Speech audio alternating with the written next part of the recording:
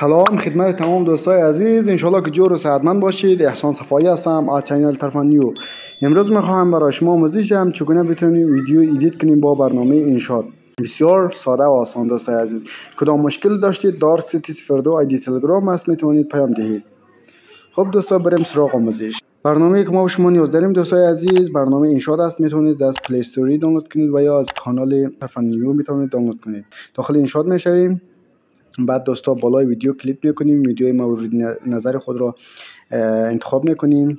خب دوستای عزیز بعد از اینکه ویدیوی مورد نظر خود را انتخاب کردین بالاش کلیک میکنید و بالای تیک کلیک میکنید. خب دوستا ببینید که من ویدیوی خود را انتخاب کردم. خب بعد از این دوستا بالای اثر کلیک میکنیم. بعد از بازم دوستا بالای اثر کلیک میکنیم.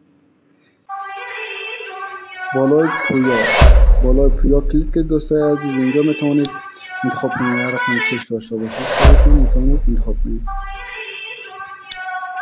خب دوستای عزیز بعد از اینکه انتخاب کردیم بازم بالای اثر کلیک میکنیم. بالای پویا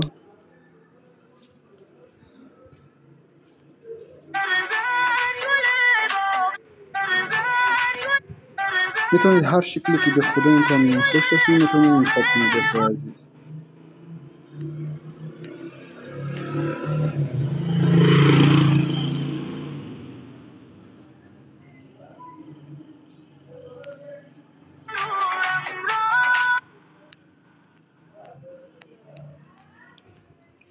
خب دوستای عزیز ببینید بعد که من ایدیت کردم، ببینید دوستا